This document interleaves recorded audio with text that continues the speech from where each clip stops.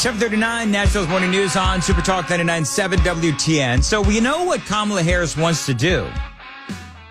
She wants to spend a lot of money. She wants to try to do everything she can to bribe the voters of America. And one of the two of the biggest things that she wants to do, of course, give $25,000 for first-time home buyers.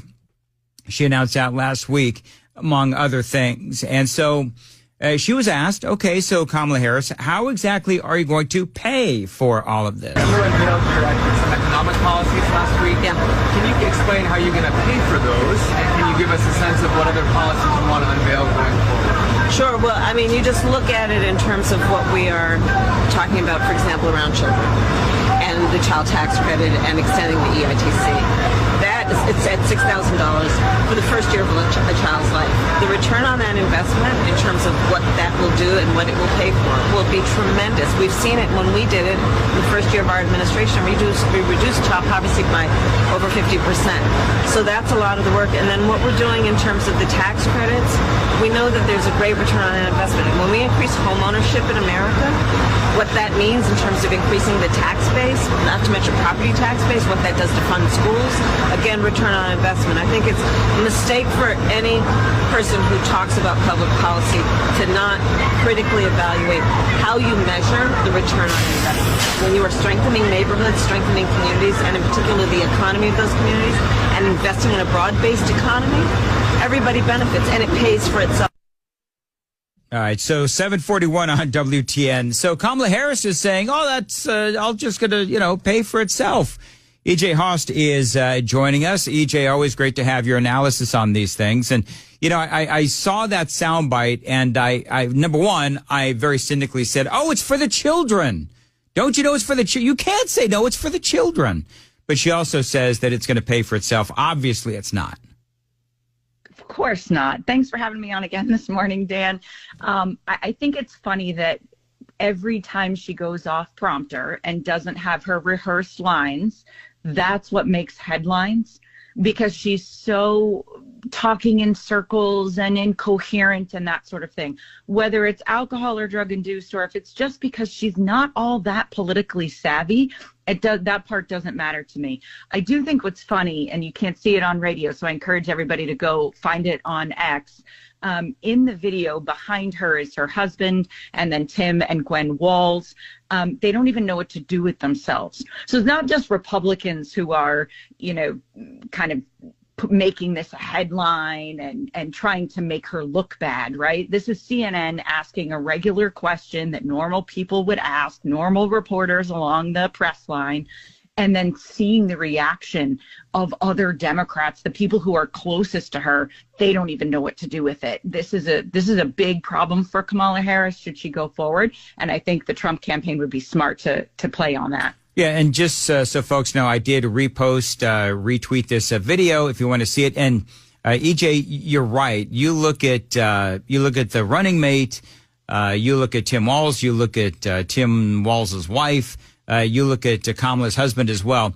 They don't really know what to do, and it has been disastrous every time they go off script. And so I fully expect in the next several days at the DNC, the full coronation of Kamala will happen. But that doesn't mean that these questions still are not going to be lingering. And one of the things that I've noticed with Harris, and you were talking about going off script, is the fact that every time they do try to go off script, she comes off as, number one, incredibly unlikable, but number two, just cringeworthy. I want to play you another piece of audio. We were joking about this earlier. So she and Tim Walz, the running mate Tim Walz, and her husband Doug, they go into the Sheetz, which is like a gas station store in Pittsburgh, and they go on a quest for Doritos. Ah, Dougie, there they are. Yeah, thank you. She was also asking for corn nuts, by the way. And part of what you do is like digital marketing and stuff. So, can you explain to me, like, what are they trying to do? Because this is clearly they're trying to be non-scripted and spontaneous but nobody's buying it. Yeah, nobody really believes that was just a thing that happened while they were on the road. Hey, let's pull over and grab some Doritos, she says. Yeah. And they did it twice. I don't know if you know this, but they rehearsed it. They recorded it twice. It's pretty funny.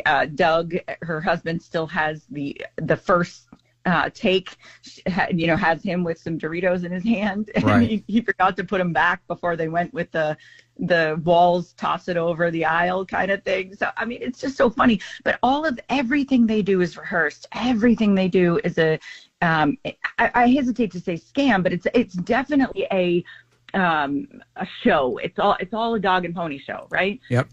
They did have everyone leave, all the normal patrons of another stop on their bus tour. I believe it was a sandwich shop. They had everyone leave, and then they brought in their actors, who are the ones who are going to stand around and hold phones and act as if they're patrons. Yeah, if you folks, EJ, American people. EJ, if I may, yeah, you're right. Let me set that stage real quick, and I tweeted this out. They literally kicked people out from a sandwich shop, and they had all these white SUVs that pulled up, and they went in, and they literally played these characters in patrons in a sandwich shop. And they kicked out people that were in the sandwich shop eating. I've never in a million years seen that. I mean, I've never seen that. It tells us two really important things. One is that they don't trust regular American people not to ambush her and ask her questions. She's highly unlikable. So they're controlling where she's seen and who gets to see her and who gets to interact with her. That's not just a safety thing. They've got Secret Service that can go in and make sure that everybody in there is okay, right? Like this is silly. The other thing is that it's paid actors. So how much money, wouldn't it be neat to see how much money the Democrat National Convention, the Kamala Harris campaign, and everyone else around them are paying for these actors? There are, at every rally, there are ads, in online classifieds, for example, like Craigslist, those kinds of things, for paid actors to show up and hold signs and act like they, like the Harris campaign and things like that. So that is happening. That's provable fact. It's in black and white. They're running ads and they are hiring people and apparently traveling with a group of paid actors. I love the headline from the New York Post, communism, of course, and it's a picture of Kamala Harris there. Harris unveils a budget-breaking $1.7 trillion economic plan that includes government price controls and, again, the $25,000 down payments for some first-time home buyers. It's all about equity. So when I say some, you folks know what I mean. EJ, do you think what I'm noticing is that on some of the talking head shows over the weekend, they actually were asking the question about whether or not the price controls were a good idea. And you had some analysts, even on CNN, say that this could go catastrophically wrong. And I played audio earlier from Gretchen Whitmer, who is campaign co-chair, and she won't even acknowledge that this is a good idea. When she was asked the question, she sort of ran from it, and she wouldn't admit that this was a good idea. She actually said, well, people are taking her too literal. I mean, clearly these are bad ideas. Right. You just have to elect her to see what her policies are.